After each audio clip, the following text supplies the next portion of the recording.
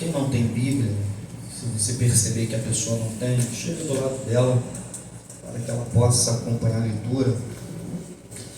Diz assim: e ao anjo da igreja que está em Filadélfia escreve: isto diz o que é santo, o que é verdadeiro e o que tem a chave de Davi, que abre e ninguém fecha, e fecha e ninguém abre. Eu sei as tuas obras, eis que diante de ti eu pus uma porta aberta e ninguém a pode fechar. Tendo pouca força, guardaste a minha palavra e não negaste o meu nome. Eis que eu farei aos da sinagoga de Satanás e aos que dizem judeus e não são, mas mentem. Eis que eu farei que venham e adorem prostrados aos teus pés e saibam que eu te amo, porque guardaste a minha palavra da minha paciência. Também eu te guardarei na hora da tentação que há de vir sobre vós todo mundo, para tentar os que habitam na terra. Eis que venho sem demora. Guarda o que tens, para que ninguém tome a tua coroa. A quem vencer, eu farei coluna no templo do meu Deus, e dele nunca sairá.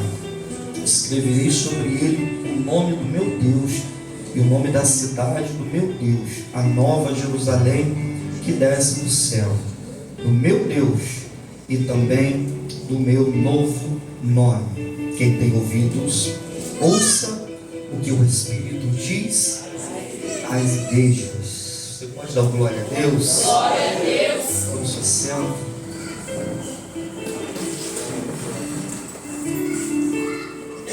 Prestem 15 a 20 minutos da sua atenção, não vou passar. Temos ainda a cerimônia da ceia. O apóstolo João, o apóstolo amado de Jesus intitula ele apóstolo amado. Foi um apóstolo que acompanhou Jesus do início até o último dia do seu ministério. João, ele acompanhou Jesus nos seus milagres, na sua caminhada, nas suas pregações. E após Jesus ser elevado aos céus, João, ele continuou pregando o Evangelho, ele continuou pregando acerca da ressurreição de Jesus. João, quando ele vai escrever as cartas às igrejas da Ásia, ele tem aproximadamente 90 anos de idade. João, então, ele passa 60 anos aproximadamente depois que Jesus é elevado ao céu, depois que ele ressuscita.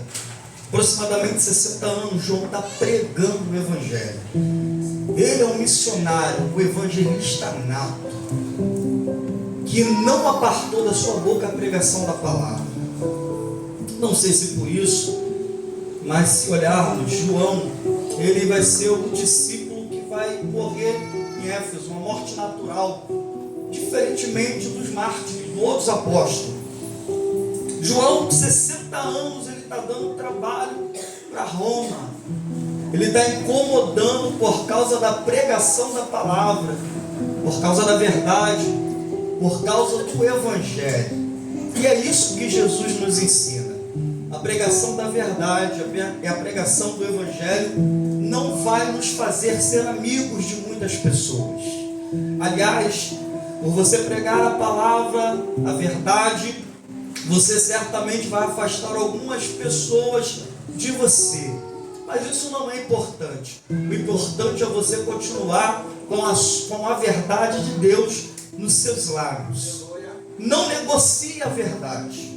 Se você quer viver um ano de portas abertas, se você quer viver um ano frutífero, não aparte de ti a verdade de Jesus. Não aparte de ti a verdade desta palavra.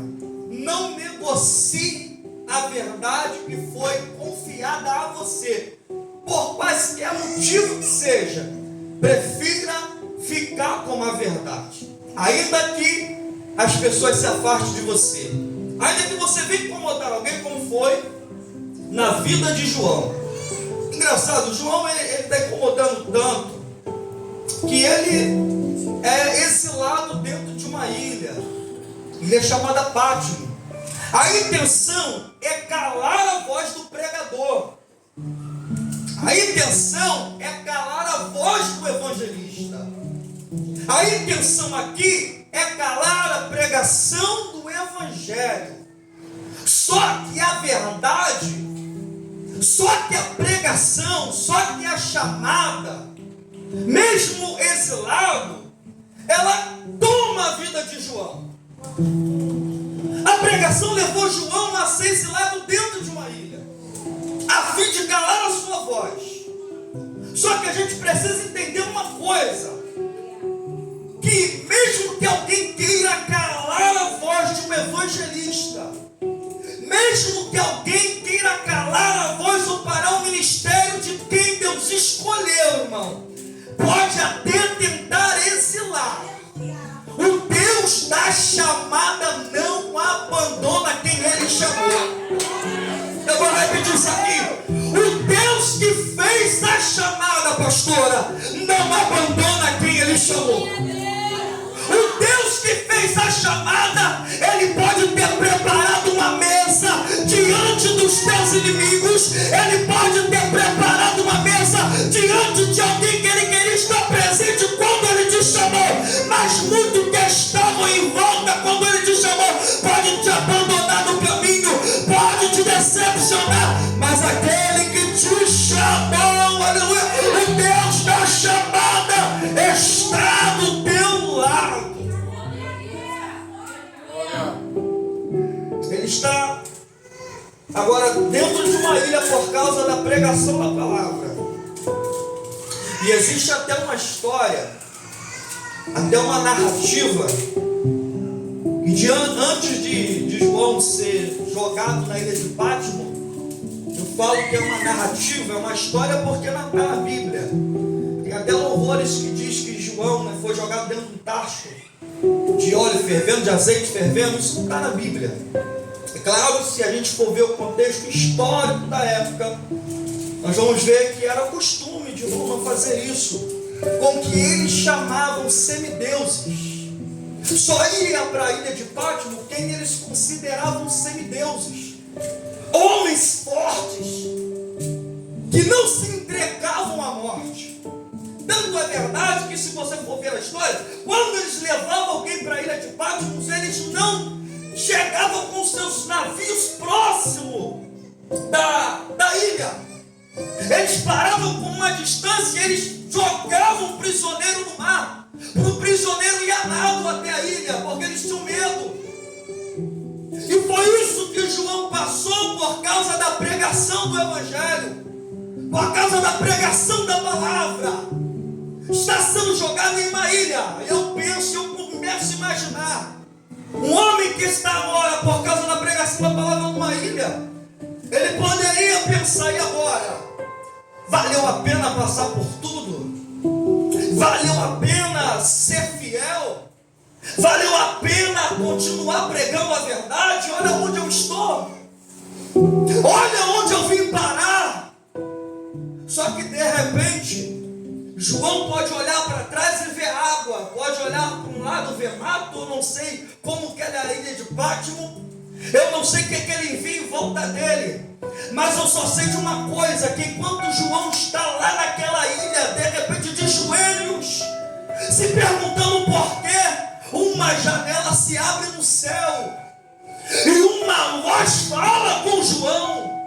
E diz a Bíblia que quando João abre os olhos e olha para ver que aquele que falava com ele viu um homem todo de branco, no meio dos 7 castiçais de ouro. E quando ele olha, ele diz assim: é semelhante ao Filho do Homem. Quando ele diz assim, é semelhante, porque há 60 anos ele viu Jesus. E quando ele olha, ele diz: é semelhante ao Filho do Homem. E ele está andando no meio de 7 castiçais de ouro. Esses 7 castiçais de ouro representam as 7 igrejas da Ásia. É Jesus postando para João: eu estou no meio das 7 igrejas. E eu ando por ela, João. Eu passei no meio dela, João. Eu sou aquele que foi, que é e que será. Eu sou Alfa, eu sou Ômega. Eu estive morto, mas ressuscitei. Eu queria que você pegasse na mão de um crente que está do teu lado agora. Pegue na mão dele e sacode até ele liberar glória para Jesus. E diga para ele, para quem carrega a palavra da verdade, a ilha de Pátimos não é o teu fim. Diga, o exílio não é o teu fim. Até mesmo que queiram calar a tua voz profética, Deus vai te dar um pergaminho hoje. Oh, glória! Deus vai te dar uma caneta hoje. E está dizendo, pode até calar a tua voz, mas eu vou te dar papel e caneta para você fazer história. Diga para alguém que está do lado, 2024. Tem gente que vai contar história. Tem gente que vai criar história. Mas tem gente que vai fazer história. Oh, glória! Esse ano é ano de você fazer história.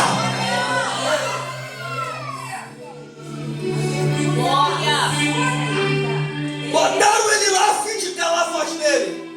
Deus olhou e disse, calaram a voz dele, eu vou dar papel e caneta.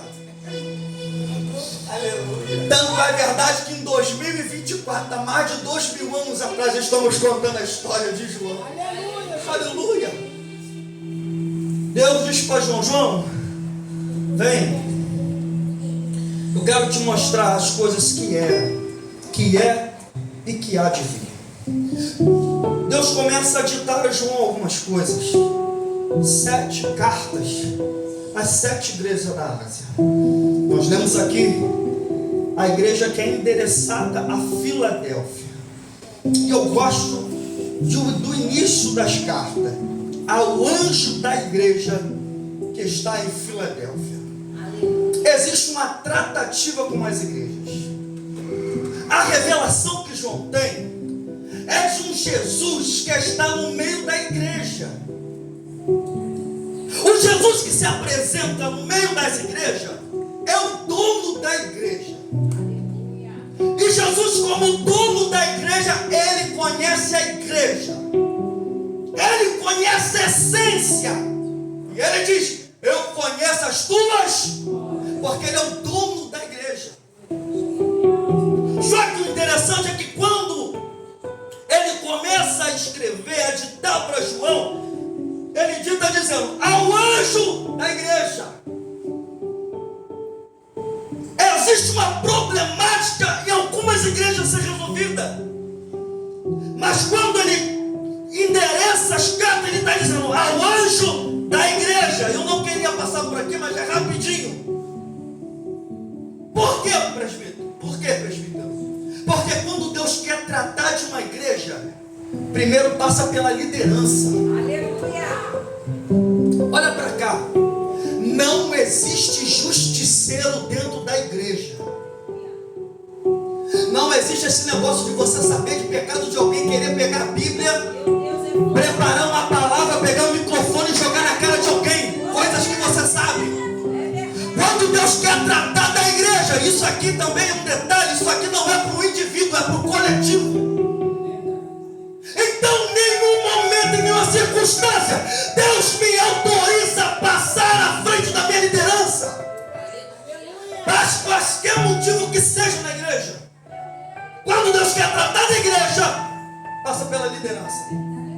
Eu não tenho autoridade nenhuma para exortar a igreja. Aliás, é uma coisa, quando eu dirigi uma igreja, uma das coisas, um princípio que eu levo, eu aprendi isso com um pastor. Eu dizia assim para eles, minha esposa Terena sabe, nunca espera Deus levantar alguém aqui para falar o que eu tenho para falar para vocês. Aleluia. Porque tem gente que é assim, o pastor não fala. Tomara que Deus levanta alguém de fora para falar. Não, irmão, quem tem que falar é pastor. E eu falava para ele, não espere Deus mandar profeta lá de fora para falar o que eu tenho para falar para vocês. Porque quando Deus quer tratar da igreja, primeiro trata comigo. Trata com a liderança. Só a liderança sabe, né? O que passa Não é fácil. Aí Deus diz, aí Jesus manda ditar na carta ao anjo da igreja que está em Filadélfia: escreve isto: aquele que é santo e verdadeiro. O que se apresenta para a igreja de Filadélfia está dizendo: eu sou santo e verdadeiro. Eu sou santo e verdadeiro e tenho a chave de Davi.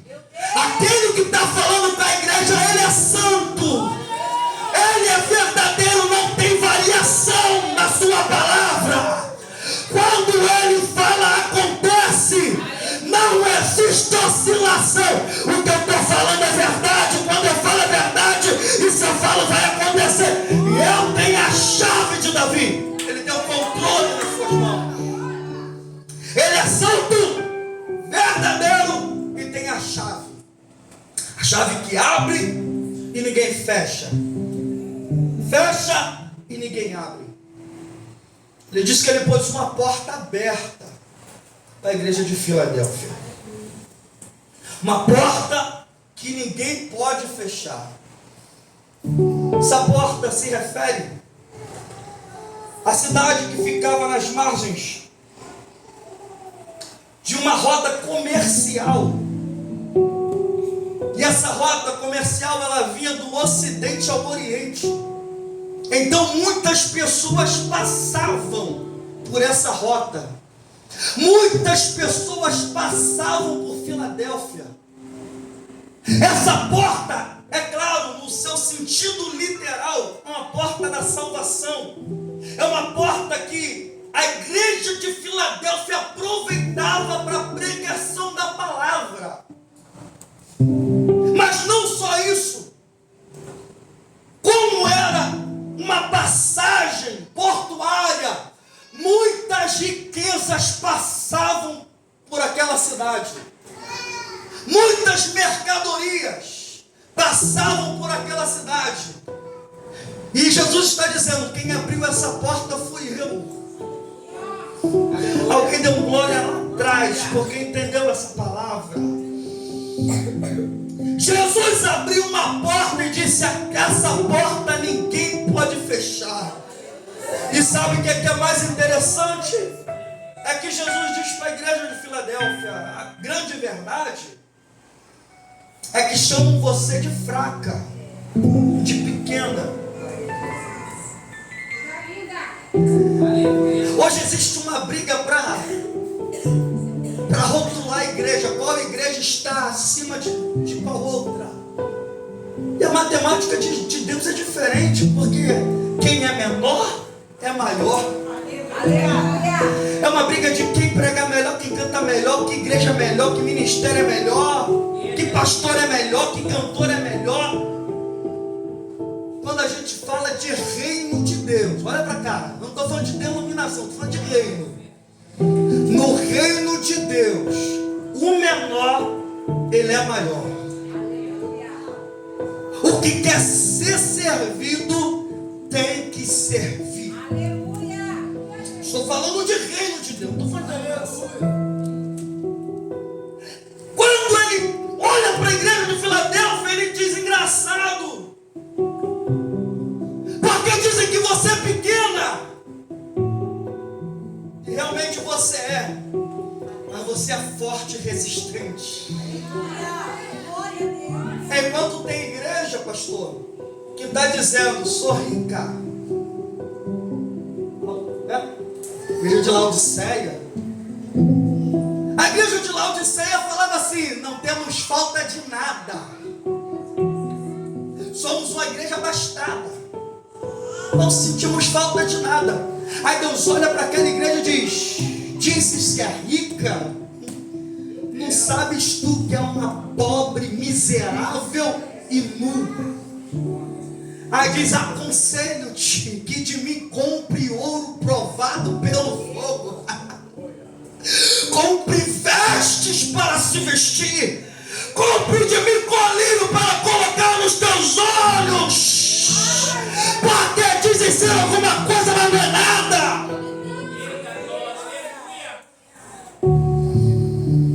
Mas quando ele olha para a igreja de Filadélfia, vê uma igreja considerada pequena, fraca. Mas ele tem duas coisas nela que apaixonou Jesus. Duas coisas apenas. Duas coisas. A fidelidade a Deus. E guardavam a palavra de Deus. E eu fecho a minha Bíblia.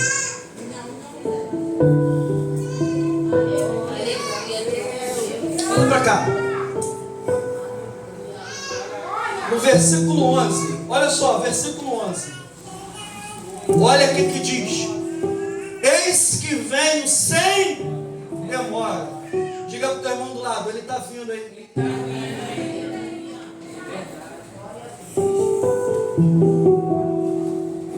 Quem entendeu não? Quem entendeu não? Ele está vindo aí. Agora olha só. Eis que venho sem demora. Guarda o que tens, vírgula, para que ninguém tome a tua coroa. Eis que venho sem demora. Guarda o que tens. O que Filadélfia tem? Fidelidade e palavra. Aleluia, Deus. Aleluia. Guarda a fidelidade, guarda a palavra. Por quê, presbítero? Porque tem uma coroa te esperando. Fica de pé, cadê a Lorena para cantar? Rapidinho. O que Filadélfia tem? Fidelidade e palavra. Jesus disse para Filadélfia: não precisa fazer muita coisa não. Não é muita coisa não. É só ter fidelidade e palavra. Mais nada.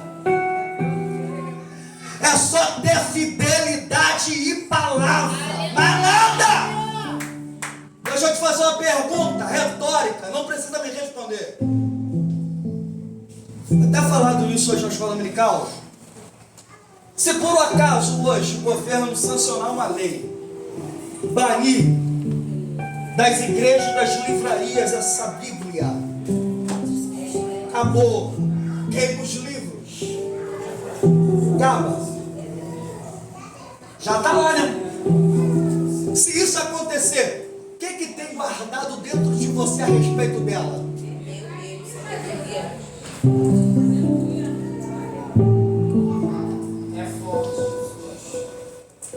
Certa vez eu estava no monte orando. Eu fui sozinho para o monte, né? Estou assentado. Estou sentado. O monte aqui da Vitória. Quem conhece o monte da Vitória aqui na Vila Velha? Aí tem uma Bíblia lá grande, não. Estou sentado lá naquela Bíblia, quietinho na minha, orando. Tal. Daqui a pouco vem um daqueles jovens, né? Com a Bíblia grandona na mão. Eu estou olhando, ele se aproximou de mim e falou: nem deu a paz do Senhor. O que é isso, varão? Eu digo: paz do Senhor. Vim para um monte sem Bíblia. Eu olhei para ele, fiz assim: está aqui dentro. Se essa Bíblia ter que sair dos livrarias da tua mão hoje, o que tem dentro de você?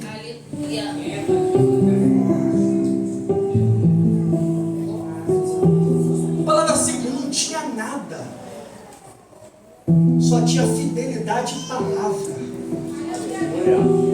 Fidelidade a Deus e palavra. Aí Jesus diz: porque foste fiel a mim e guardaste a minha palavra, eu te livrarei no dia da tentação que há de vir para todo mundo. Porque guardaste a minha palavra. Aleluia, Jesus. Que a filha cantava agora, Senhor.